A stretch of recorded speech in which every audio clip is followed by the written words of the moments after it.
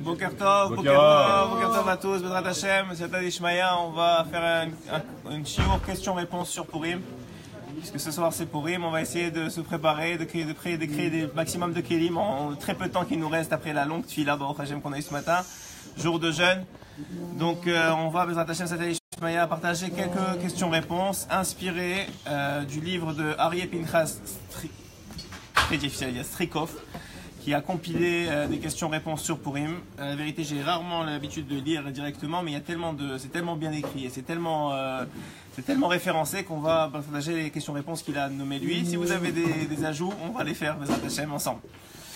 Donc on va commencer comme ça. C'est écrit que lorsqu'Aman il fit pression sur Achashverosh pour qu'il exécute son décret, dans la Megillah c'est écrit Vedatem shonot mikol am ve'et date hamelech enam osim ve'ala melech en shove lehanicham. Et la loi du roi, c'est-à-dire les Juifs, ne la respectent pas. Cela ne vaut donc pas la peine que le roi les tolère. Vous savez, il y a une règle dans la Megillah de Purim qu'à chaque fois que c'est écrit le roi, on parle de Hachem, en plus de parler de Achashverosh. Quand c'est écrit Amelech Achashverosh, on parle d'Achashverosh. Quand c'est écrit Amelech seulement, on inclut Hachem dedans. Donc ici, le Midrash, ici rapporte le Midrash d'Esther Rabbah, chapitre 3, verset 10. Il dit qu'il enseigne que chaque fois que la Megillah emploie donc ce mot-là, c'est là dont on prend ça du Midrash, que Amelech c'est le roi. Et que quand c'est écrit Amelech Achashverosh, c'est le roi Achashverosh. Dans cette optique, il dit les propos d'Aman signifient que son plan. C'est quoi l'intention d'Aman quand il a dit ça? Que Hachem ne devait plus les tolérer. Parce que vous savez que Aman croyait en Hachem, il savait qu'il y avait Hachem, on en a parlé dimanche soir. Donc il dit ici que c'est quoi la volonté d'Aman? Aman il voulait dire à Hachem lui-même, il voulait lui dire que son plan d'extermination allait réussir. Pourquoi? Parce que les Juifs ils respectaient plus, la loi de la Torah, la loi du roi. C'est quoi la loi du roi? C'est la Torah. Et par conséquent, Hachem, le roi, il n'avait aucune raison de les protéger. Donc selon Aman, la seule raison pourquoi Hachem il devait nous protéger, c'est parce qu'on respectait la Torah. Quand on ne respecte plus la Torah, il ne nous protège pas. Et Purim, elle vient nous montrer, Dafka, le contraire, que même si on ne respecte pas la Torah, lo alenu, qu'on va toujours revenir vers Hachem, et Hachem il nous écoute, il nous protège, quelle que soit la situation. Et ça, c'est le message de Purim, la réponse de Hachem à Purim, qu'avant même que toute l'histoire de Purim arrive, c'est-à-dire quelques années avant, lorsqu'il y a eu le Mishté avec Achashverosh, donc avant l'histoire de Purim, avant le décret, avant le Purim, avant tout ça, Hachem il avait déjà commencé à nous sauver en faisant tout le Haïnyan avec Vashti, en remplaçant Vashti, en tuant Vashti, et donc en préparant l'arrivée d'Esther. Alors qu'on n'avait pas encore fauté vraiment, on n'avait pas encore eu le Purim, il n'y avait pas encore eu tout ça. Hachem il avait déjà préparé tout ça à l'avance. Et ça, c'est ce qu'il dit ici. Il dit ici, Aman y pensait que puisqu'il ne respectait pas la Torah, alors Hachem il va les punir. Et Dafka Purim, c'est pas ce qui est arrivé. Baruch Hashem. Il dit ici que toute l'essence de Purim, vous savez, c'est la simcha qu'on doit atteindre à Purim. Il dit que chez David Ameler, c'est écrit Evdou et Hashem besimcha, bou lefanav birnana. Servez Hachem, c'est dans Tehillim 100, verset 2. Servez Hachem avec joie, tout est écrit, alors je vous lis. Servez Hachem avec joie, venez devant lui avec des chants. Montrant ainsi quoi? Qu'il y a une grande mitzvah d'être besimcha. Il dit le Rambam, dans Ilchot Lulav, il explique que la simcha, elle fait tellement partie de notre vie, de servir Hachem, que sans elle, c'est considéré comme une faute. Si quelqu'un qui est triste, c'est considéré comme une faute pour lui. Et il cite évidemment la mise en garde de la Torah que quoi? Que le temple il a été détruit. Lo avatta et Hachem, tu n'as pas servi Hachem. Elokecha, ton Dieu, besimcha, avec joie, uftuv levav et contentement de cœur. Et la Gemara dans le traité Megillah, à la page 13b, elle dit, le Ktaf Sofer y rapporte, que l'époque de Purim, les Juifs, ils étaient prédisposés à être attaqués par Aman. Pourquoi? Parce qu'ils dormaient. Ils faisaient les mitzvot, ils faisaient la Torah, mais ils dormaient. Pourquoi? Parce que à partir du moment de Purim, Chazal ils expliquent que tous les miracles de Dieu dévoilés, ils se sont estompés. Ils se sont arrêtés. Jusqu'à le premier temple, il y avait encore plein de miracles. Pendant les débuts de l'exil, en Babylonie, il y a encore quelques miracles. Mais la fin, Hachem était complètement voilé. Et donc comme il y avait un voilement, même le peuple d'Israël, il s'est endormi.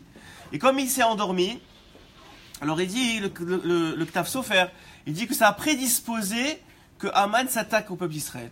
À cause du manque de simcha qui était associé à ça. Plus que ça, hein? Sans enthousiasme. Il faisait la prière sans kavana. Je sais que tu aimes ça, toi. Ouais. Il dit, Chazal ils affirment, et c'est écrit dans le traité Shabbat, au 30b, c'est écrit là-bas, hein, qu'Hachem est si soucieux du bonheur d'une personne, que il se met à distance de celui qui est triste. D'où on apprend ça, de plein d'histoires. Une des histoires qu'on apprend, c'est dans la Torah lui-même, dans la Torah elle-même, excusez-moi, dans Yaakov. Pendant 22 ans, il a perdu la Shekhinah, il a perdu la présence divine avec lui. Pourquoi? Parce qu'il est très triste d'avoir perdu Yosef. Et dès que c'est écrit dans la Torah, Od Yosef Rai, qu'on lui apprend que Yosef il est encore vivant, tout de suite il retrouve le roi Hagodesh, il retrouve la Shekhinah. Plus encore, un chidouche sur la Megillah, il dit ici que c'est écrit dans la Megillah qui haine à propos de Mordechai. Lorsque Mordechai il s'est mis à pleurer, il s'est habillé en toile de jute, avant de rentrer, il dit qui haine lavo el shara, c'est écrit dans la Megillah, qui haine lavo el shara melech bilvush sar. On ne peut pas rentrer, on ne peut pas passer la porte du roi. Il voulait rentrer. On ne pouvait pas passer la porte du roi avec un habit de toile, un habit de deuil. Alors il apprend quoi? On vient de dire qu'à chaque fois que c'est écrit le roi, hein, on parle de Hachem. Il dit, tu vois de là, qu'à chaque fois qu'un juif, il est habillé en deuil, il ne peut pas rentrer chez le roi Hachem. Il ne peut pas rentrer chez Hachem. Chaque fois qu'un juif, il n'est pas Bessimcha, même si c'est Bekavana dans un bon but, c'est pas que c'est un mauvais but, Ras Veshalom. Lui, il a pris sur lui pour justement faire tchouva et pour que tout le monde fasse tchouva. Mais malgré ça, tu ne peux pas rentrer chez Hachem. Tu peux rentrer chez Hachem seulement si tu es Bessimcha. Il dit plus que cela, hein. Il rapporte le Rambam. Dans les Chot, c'est énormément de références, donc on va les passer, on n'a pas beaucoup de temps, on va essayer de faire le maximum Bezrat Hachem, ce que Hachem il nous prête à le faire. Le Rambam, il explique qu'à l'époque des prophètes, écoutez bien, une personne qui ne pouvait pas atteindre la prophétie s'il n'était pas d'abord Bessimcha. C'est pour ça qu'on leur faisait de la musique, etc., comme on le rapporte dans Shaoul, qu'ils retrouvaient la Simcha à chaque fois qu'on faisait de la musique. Donc si quelqu'un qui n'était pas Bessimcha, il ne pouvait pas atteindre le niveau de prophétie. Et une des époques qui a été très très connue, c'est à Sukkot, c'est Simcha Bet HaShoeva. C'était l'un des moments les plus joyeux.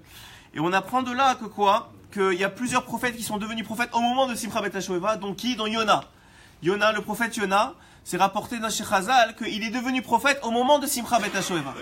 Pourquoi? Du fait de la Simcha qu'il a atteint Simcha Bet HaShoeva. Et nous, notre travail aujourd'hui, évidemment, il est énorme au niveau du fait que, effectivement, aujourd'hui, plus que jamais, comme c'est écrit dans Echa, Yetomim Hainu Ve'en Av. On a l'impression d'être Yetomim, d'être des orphelins. Et Chazal, il rapporte quelque chose d'extraordinaire. C'est pourquoi est-ce que c'est Esther qui a été choisie? C'est pourquoi c'est Esther qui a été choisie pour nous sauver. Et c'est rapporté, on va le lire plus tard, mais je vous le donne déjà maintenant.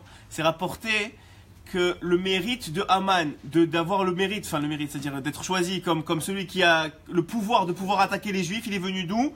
Il est venu de son ancêtre Esav. Et le mérite de Esav, c'est quoi? C'était Kivud Avaim. Donc pour quelqu'un qui s'affronte à Esav, au mérite de Esav, il fallait qu'il soit au sommet du Kivud Avaim. Or, quelqu'un qui a des parents, ils ne peuvent pas faire 100% du Kivud Avaim. Donc il fallait que ce soit Esther, qui était Yetoma, qui était donc orpheline, qui puisse s'attaquer à Esav. Parce que si elle avait des parents, il y aurait eu toujours un moment où elle n'a pas respecté ses parents comme il faut, et le mérite de Esav aurait été sur elle.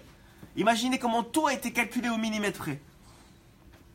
Et il dit, donc de la même façon qu'un homme qui croit que Hachem il n'est pas avec lui, il est considéré comme orphelin. Ça veut dire qu'il ne sent pas sa présence d'Hachem. Et le but de Purim, d'Afka, c'est de reconnecter avec Kadosh Baruch Hu, de réaccepter la mitzvah de la Torah avec joie, de récupérer tout ça. Et d'accepter que Hachem il est toujours là. Alors que quoi? Il dit ici qu'Amalek, lui, son principe c'est quoi? Asher, quand c'est écrit dans la Torah, quand on est sorti d'Égypte, que Amalek nous a attaqué, c'est écrit Asher Karecha Baderer. Il t'a attaqué Baderer. Baderer, ça veut dire en chemin. C'est quoi en chemin? Alors Chazal, il rapporte en chemin, c'est comme par hasard. Il t'a attaqué par hasard. Parce que le but de Amalek, vous savez que c'est Gematria Safek, c'est de te faire croire que le hasard, il existe dans le monde. Ça veut dire, il n'y a pas d'Hachem. Il veut te faire oublier que c'est Hachem qui gère tout dans tous les moindres détails. Donc Amalek, c'est Baderer. Et Dafka Purim, c'est tout le contraire. C'est toi qui as voulu faire le pour, que c'est un hasard. Le pour, c'est le système du hasard. Ouais, on prend et on croit que c'est hasard. Et il te dit non, Dafka, tu vois, Hachem, il a tout calculé pour que c'est lui qui gère même les numéros du loto qui sortent. Le tirage au sort. Alors, on va commencer les questions-réponses. Ici, il y a une question. Il dit pourquoi est-ce que Purim, pourquoi est-ce qu'on a appelé la fête de Purim sur le tirage au sort, sur le pour? Ouais, pourquoi on n'a pas appelé ça, je sais pas moi, la fête de Esther, la fête de Mordechai, quelque chose d'autre? Alors, il rapporte une réponse ici, il dit le pasouk qui décrit le tirage au sort dans la Megillah, c'est écrit Bishnat Shetem Esre la Meler Achashverol Ipil pour Hu Agora Lifne Aman. Je vous le traduis. Au cours de la 12e année du règne de Achashverosh, on procéda à un tirage au sort en présence d'Aman. Il dit, pourquoi est-ce que ça s'appelle Dafka Purim? Parce qu'en observant ce verset, tu vois que le verset, il est un peu bizarre comment il est écrit. Pourquoi? Parce qu'on voit que c'est mentionné qu'il y a un tirage de sort en présence d'Aman. Mais c'est pas écrit que c'est Aman qui l'a fait. C'est écrit la Megillah, elle dit en présence d'Aman. Il dit, pourquoi ça s'appelle Purim? Parce que celui qui a fait le tirage au sort, c'est Hachem. C'est pas Aman. C'est pour ça que la Megillah, elle mentionne pas que c'est Aman qui a fait le tirage au sort. C'est seulement en présence d'Aman. Et c'est puisque tout le principe de Purim, c'est de découvrir Hachem dans ce qui est caché. Donc on a appelé selon le tirage au sort pour te dire que la main d'Hachem, elle a fait le tirage au sort pour toi. Une autre question qui est rapportée. Une autre réponse qui est rapportée par. Cette réponse-là, c'est Mnemné Sarar qui la rapporte. C'est important de dire les références. Et ici, une autre réponse qui est rapportée par le Manot Halevi. Il dit que selon une opinion, Aman, à l'origine, il avait seulement l'intention de tuer les Juifs de Shushan, de sa ville à lui. Mais quand il a vu que le tirage au sort, il a tellement bien marché, il a dit c'est sûr que je vais réussir. Donc je ne vais pas seulement m'attaquer aux Juifs de la ville, je vais m'attaquer aux tous les Juifs du monde. Et comme il a inclus tous les Juifs du monde, en vérité, Hachem, il a fait exprès pour que le miracle ne soit pas seulement pour les Juifs de Yerushalayim. Parce que si les Juifs de Yerushalayim ils sont connectés, alors les Juifs des autres ils vont dire bon ok c'est très bien, on est content que nos frères ils sont sauvés, mais nous ça ne nous concerne pas. Mais comme tout le monde, tous les Juifs du monde ils ont été concernés par Purim, grâce au tirage au sort, à ce tirage au sort qui est sorti, alors Dafka, c'est le tirage au sort qui a mené à la délivrance finale et à ce extraordinaire fait qu'on s'est senti sauvé. Et c'est pour ça que ça s'appelle Purim. Il y a une autre question qui est rapportée, il rapporte ici, c'est pourquoi est-ce qu'on appelle ça pas pour? Pourquoi on appelle ça Purim? C'est au pluriel, c'est deux tirages au sort. Alors la réponse connue que j'ai déjà rapportée, c'est qu'il y a eu deux tirages au sort, il n'y en a pas eu un. Il y a eu celui des mois et celui des jours. Il a choisi d'abord le mois d'Adar et après il a voulu confirmer que c'était le mois d'Adar, il a mis dans un box là comme ça, du 1 au 365e jour, et il a fait en sorte, il a vérifié que le numéro qui correspondait au mois de Hadar, et c'est ça qui est arrivé. C'est que c'était le mois de Hadar qui est tombé en même temps. C'est comme ça que le rapporte le Yarot des vaches. Et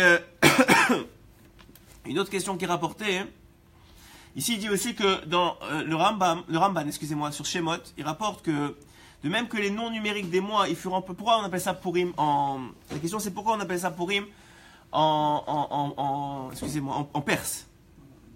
Pourquoi c'est pas écrit en juif? Pourquoi c'est pas écrit en hébreu en juif? Pourquoi c'est pas écrit en hébreu? Pourquoi on appelle pas ça Goral ou Goralim? Pourquoi on appelle ça Purim? Alors ici, le Khatam Sofer, il rapporte le Ramban, qui dit que Hachem, il a fait exprès, par exemple pour les mois de l'année, que ce soit référence au mois babylonien, en termes babyloniens. À chaque fois, Hachem, il veut pas te faire oublier que tu es passé par l'exil. Il veut te rappeler que tu as passé par l'exil. Alors il a fait Dafka, que le mois de Purim, il s'appelle pas Goralim, mais Purim, pour te rappeler que c'est passé en Perse, que tu étais en exil à ce moment-là. Et ne pas d'oublier que tu étais en Perse à ce moment-là. Il y a une autre question qui est rapportée ici, on va les faire une fois à mesure. Hein. Vous m'arrêtez si c'est un truc, mais il y a tellement à dire sur Purim, c'est incroyable. Tous les mois juifs, c'est les mois babyloniens. Voilà, babylonien. Exprès ça, il dit, pourquoi il dit babylonien? Pour se rappeler qu'on était en Babylone. Tous les mois. Tous les mois de l'année. Oui, c'est ça qu'il dit ici.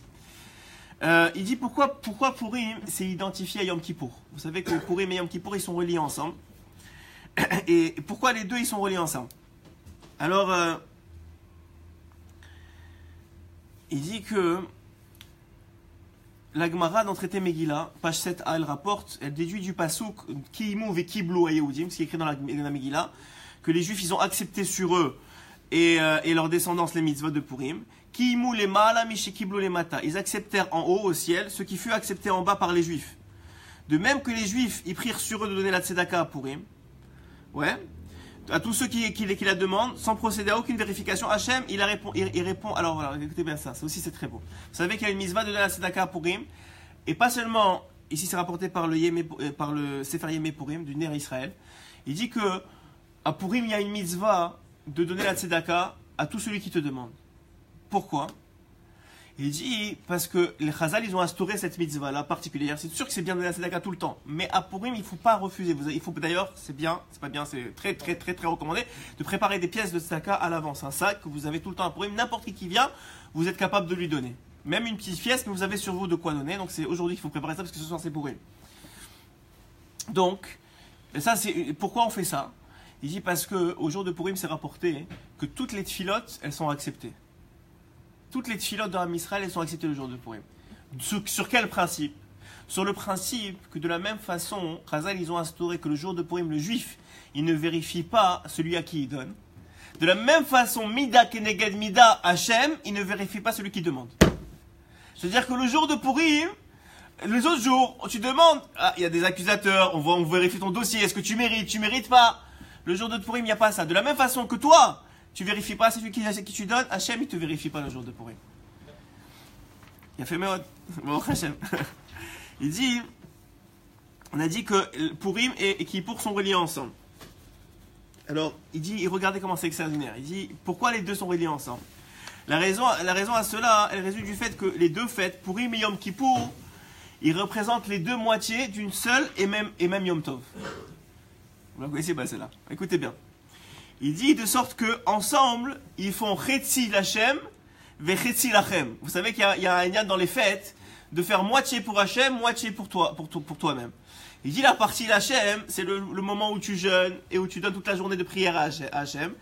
Et la partie à toi, hein, qui est en vérité aussi à Hachem, mais qui est par rapport à toi, c'est Purim. C'est la partie de Purim. Comment ça? Qu'à Yom Kippour, regardez comment c'est beau. On sépare la Tahara, la pureté, de la Toum'a, l'impureté. Tandis qu'à Purim, on entre dans la Toum'a, dans l'impureté, pour sortir la pureté. Alors il donne un exemple pour comprendre le concept. Il dit que quand tu souhaites obtenir de l'or, à partir d'un minerai, n'importe lequel, et tu sais qu'il y a de l'or dans ce minerai-là. La première étape, elle consiste à retirer tout l'or possible du minerai. Comment tu fais? Ça correspond à Kippour. Ça veut dire quoi? D'abord tu retires, comment tu fais le matériau restant? Et donc tu retires le mauvais du bon. Ouais. Après ça, il te reste une partie d'or qui est attachée fermement à ce qui reste, aux déchets qui restent. À ce moment-là, qu'est-ce que tu fais? Tu rentres dans le mauvais pour chercher le bon. D'abord, tu nettoies tout ce qui est à l'extérieur, qui s'appelle Yom Kippour. Tu nettoies toute l'impureté autour de la pureté. Toute la pureté autour de l'impureté, tu la récupères. Et après ça, tout ce qui est ancré à l'intérieur, ça prend Purim. Ça prend de rentrer à l'intérieur de la Touma.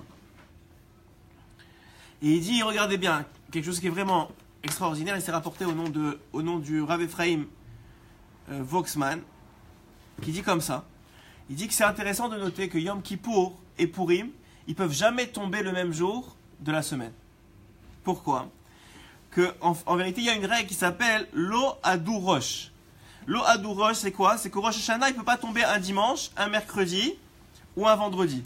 Et comme Yom Kippour, c'est toujours 10 jours après Rosh Hashanah, alors donc, le lundi, le mercredi, le jeudi ou le Shabbat, on ne peut pas avoir Yom Kippour. Excusez-moi.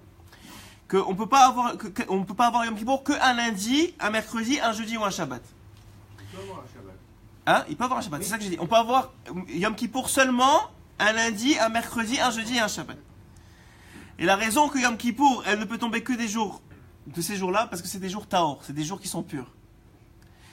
Alors que dimanche, ça remplit pas cette condition-là de pureté. Pourquoi? Parce que Hachem, il a créé le dimanche la terre et l'eau. Et cette terre et l'eau, ça fait quoi? C'est avec quoi on crée des récipients en terre cuite qui sont Mekabel Toum'a, qui reçoivent la Toum'a. Et donc, ils prédisposent à l'impureté. Aussi, le mardi, c'est également un jour impur. Pourquoi? Parce que ce jour-là, Hachem, il crée les arbres, qui sont à partir de quoi on crée le bois, et le bois, ça reçoit ainsi l'impureté. Et enfin, pourquoi pas le vendredi? Parce que le vendredi, il convient pas parce que c'est le jour où l'homme et l'animal, il a été créé, on sait que les deux, ils reçoivent l'impureté. Donc on a dit, comme le jour de Kippour, qu'est-ce qu'on fait? On prend le pur de l'impur, il faut que ce soit des jours purs. Donc ces jours-là qui sont empreints d'impureté, ils ne peuvent pas tomber Yom Kippour. Maintenant, Purim, c'est le contraire. Qu'est-ce qu'on a dit Purim? On prend l'impur, on rentre dans l'impur et on prend le pur. Donc on rentre dans les jours impurs, qui sont ces jours-là, et on sort le pur. Il dit maintenant il y a une exception. L'exception, regardez comment c'est beau la Torah. L'exception c'est quoi? C'est jeudi. Jeudi, ils ne tombent pas le même jour, c'est le même jour de l'année, mais jeudi les deux pourraient tomber. Il dit pourquoi, hein, il rapporte ici le Rav Ephraim, il dit excusez-moi, je retrouve la référence. Ah voilà. Jeudi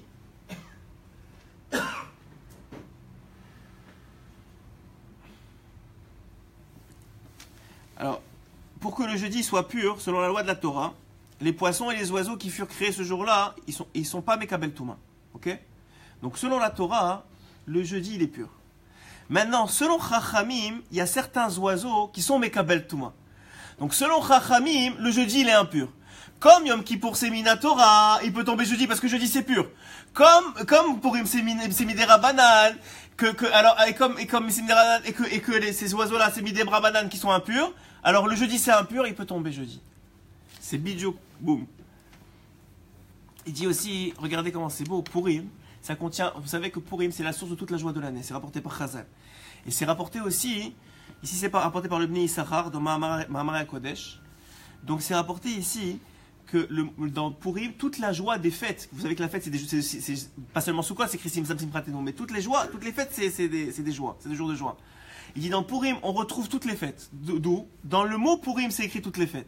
P c'est Pesach, Vav c'est Vesukot, Resh c'est Rosh Hashanah, Yud c'est Yom Kippourim, même c'est Matan Torah c'est Shavuot. Dans le mot Purim, il y a déjà toutes les fêtes qui sont inscrites, donc toute la joie qui correspond à ce qui est écrit dans les fêtes.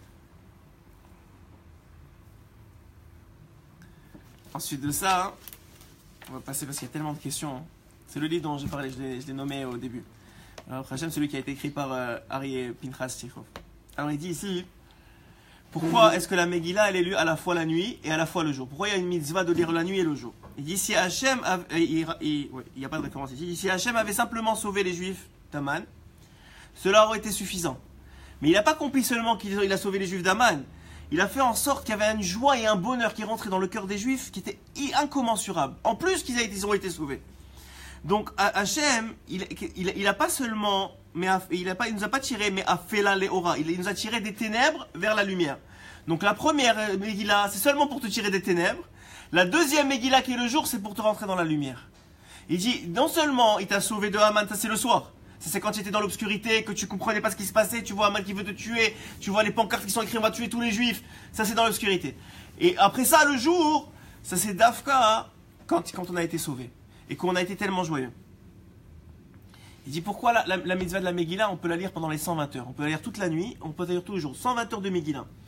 Il dit parce qu'à l'époque de Purim, les Juifs ils ont accepté une nouvelle fois, hein, et c'est rapporté par le Bnei Issachar encore une fois. Il dit qu'à l'époque de Purim, les Juifs ils acceptaient une nouvelle fois la Torah avec amour.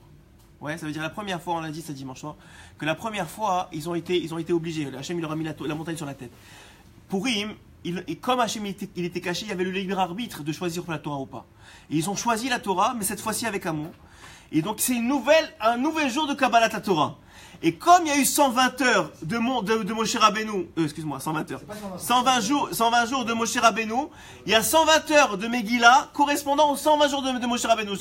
Moshe Rabbeinu il a Mekabel la Torah pendant 120 jours. Est-ce que tu peux lire la Megillah depuis Boudalef jusqu'à Boudalef? Ouais, Chazak, 120 heures. Les 3 jours, oui. Mais c'est très important, ce qu'on ne pas comprendre les gens, c'est que la Megillah, selon la Gemara dans Maseret Megillah, et on peut le lire le 11, le 12 et le 13 Adar, qui sont... Attends une seconde. Ah oui, en plus du 14 et du 15 qui sont normales, on va lire ce qui est écrit. En plus du 14 et du 15 qui est Purim et Purim Shushan, ouais, la Lacha permet d'accomplir la Megillah, dans Maseret Megillah à la page 2a c'est écrit, la Megillah le 11, le 12, le 13 Adar, selon la droit et la situation où tu es. Là-bas c'est expliqué toute la raison pour laquelle ces jours-là sont... Donc en tout, le nombre d'heures qu'on peut lire la Megillah, c'est 120 heures. Et donc comme dans Maseret Shabbat c'est écrit, là-bas à la page 88a c'est écrit, que c'est une nouvelle Kabbalat Torah le jour de Purim. Ces 120 heures-là, en vérité, ils sont correspondants aux 120 jours que Moshe Rabbeinu il a reçu la Torah. Il a reçu la Torah de la bouche d'Hachem. Je vous ai sélectionné des Kita, alors on passe d'un endroit à l'autre. Ça, on a déjà dit. Pourquoi Purim s'est rappelé Et Hatson, justement, parce que justement, à Chazal, ils ont instauré qu'on donne à tout le monde et qu'on ne vérifie pas. Encore une fois, il dit ici, pourquoi le miracle se réalisa par l'intermédiaire de Esther? On a dit parce que c'était une orpheline. Et il dit, voilà, je vais vous lire dans les mots, et c'est rapporté dans Midrash Rabbah, que l'histoire de Purim, elle dura durant la période qui suivit l'exil. Vous savez que Purim s'est rapporté 70 ans à peu près après qu'on a eu la destruction du premier temple et qu'on a été exilé d'Eretz Israël. Et là-bas, c'est écrit dans Echa, au moment où on a été exilé, c'est écrit Yetomim Hainu Ve'en Av. On était orphelins. On était orphelins d'Hachem. On n'a plus de père. Comme si on n'avait plus de père tellement il était plus présent. Et Dafka, Hachem leur a dit, vous croyez que vous avez plus de père, mais moi je vais vous sauver par l'intermédiaire de Esther, qui est une Yetoma, pour vous dire que Dafka, quand vous êtes orphelin, je suis encore plus avec vous que quand vous croyez que vous avez un père. Dafka, j'ai choisi Esther pour vous montrer que vous croyez orphelin parce que maintenant vous n'avez pas de temple. Et vous pensez que je ne suis pas là. Mais que ne croyez pas, je suis encore plus avec les orphelins que je suis avec ceux qui ont un père. Et je vous ai dit l'autre raison, celle qui est rapportée par Chazal, qui est incroyable, qui est rapportée par Yoakot Shimoni, voilà, et par Yarod Derosh, c'est quoi? C'est que Aman, c'était un descendant d'Amalek, qui était le petit-fils de Esav. Et ce dernier, il était renommé pour la manière exemplaire qu'il honorait son père, Yitzhak. Donc, il avait encore ce mérite-là. Aman, il avait le mérite de Esav qui honorait son père. Vous imaginez? Toutes les fautes qu'il a pu faire Esav, tout le rachat, Aman, le rachat qu'il a été, il avait quand même le mérite de son grand-père. Il a honoré son père. Et Dafka, ce mérite-là, il le soutenait pour pouvoir attaquer les Juifs. Donc, qu'est-ce qu'il a fait, Hachem?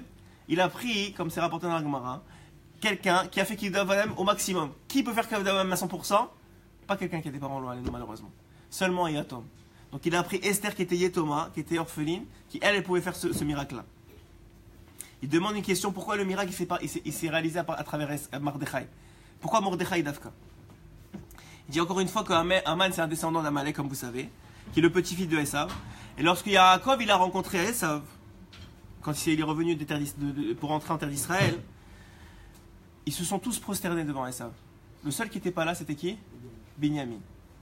Comme Mordechai, il est descendant de Binyamin, lui, il a la force de ne pas se prosterner devant Aman. La force de Mordechai de dire non, je me prosterne devant Aman, elle vient depuis Binyamin qui n'était pas présent au moment où ça s'est passé avec Esav. Une autre raison, ça c'est rapporté par Yaakov Shimoni. Une autre raison, dans Yaakov Me'al Meloael, c'est écrit, l'une des raisons pour lesquelles les Juifs furent punis après le décret d'Aman, c'était la faute de la vente de Yosef. C'est une des raisons aussi pourquoi il y a eu ce décret-là sur eux. Et comme Mordechai, qui est donc un descendant de Binyamin, lui il n'a pas participé à la faute de Yosef. Donc lui, il pouvait défendre au ciel le peuple d'Israël et défendre à travers le mois de Purim. À travers Purim, il pouvait défendre Israël. Justement parce qu'il était descendant de Binyamin qui n'a pas participé à la faute de Yosef. Dans le Megillat Starim, c'est rapporté une autre réponse. Que Haman, qui était descendant de Esav encore une fois, il existe une Messora, donc une tradition, disant que les descendants d'Esav, ils ne pourront être vaincus que par les enfants de Rachel. Comme Mordechai, lui, il est donc le fils de Binyamin, enfin un descendant de Binyamin qui lui est un fils de Rachel, il pouvait s'attaquer à Amalek. Et c'est pour ça que aussi Dafka, Yoshua Binoun, c'est lui qui dirige le peuple contre Amalek, qui est descendant de Binyamin, de Ephraim, excuse-moi, Ephraim qui est aussi descendant de Yosef. C'est pour ça aussi que Yaakov attend que Yosef naisse avant de pouvoir quitter son beau-père, Lavan, pour aller s'attaquer à Esav. Ah, il dit pourquoi est-ce que Haman Dafka il a été pendu? Pourquoi pas une autre mort? Ouais, regardez comment c'est magnifique, comment Hachem il calcule tout au millimètre près, c'est incroyable.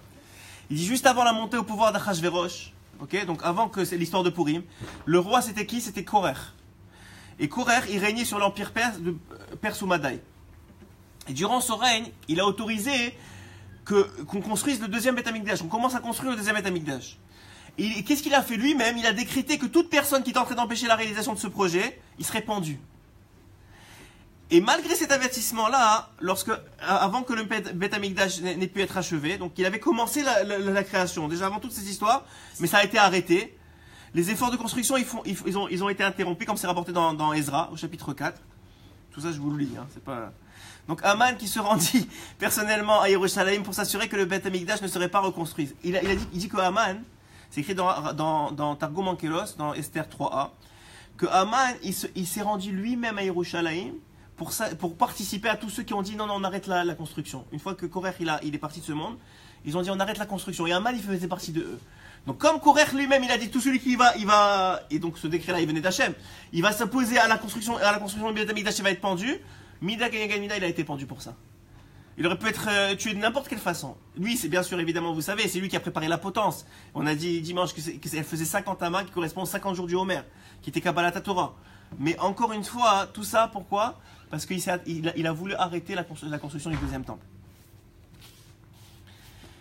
Une autre chose qui est rapportée ici, et après ils vont bientôt arriver. Alors, il dit pourquoi est-ce que Esther, on l'a appelé, vous savez qu'Esther, elle s'appelait Hadassa. Il dit pourquoi est-ce qu'on a appelé Esther Esther? Pourquoi on n'a pas appelé autre chose? Alors, Esther, ça veut dire caché, vous savez. Alors, il rapporte 3 réponses qui sont rapportées ici dans le Sefer Tameh Hamin Hagim.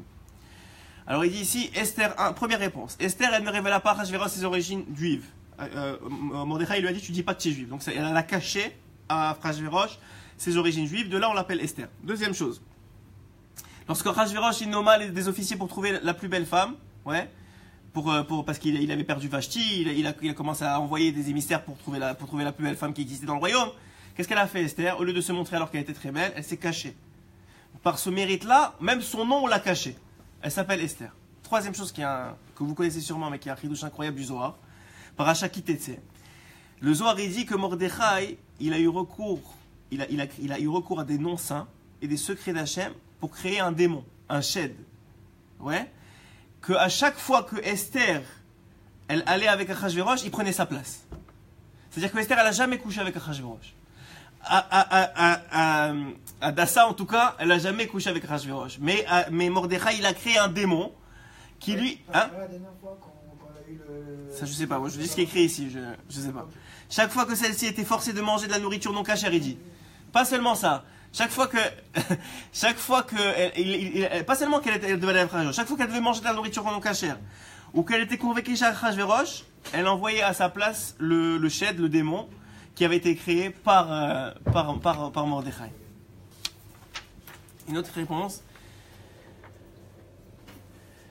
Il dit pourquoi est-ce que Mordechai, lorsqu'il donc a été annoncé le fait qu'il y avait eu le Yupur et qu'on allait tuer les Juifs, il a demandé au Béné Israël de porter un sac de jute, de porter un sac de toile.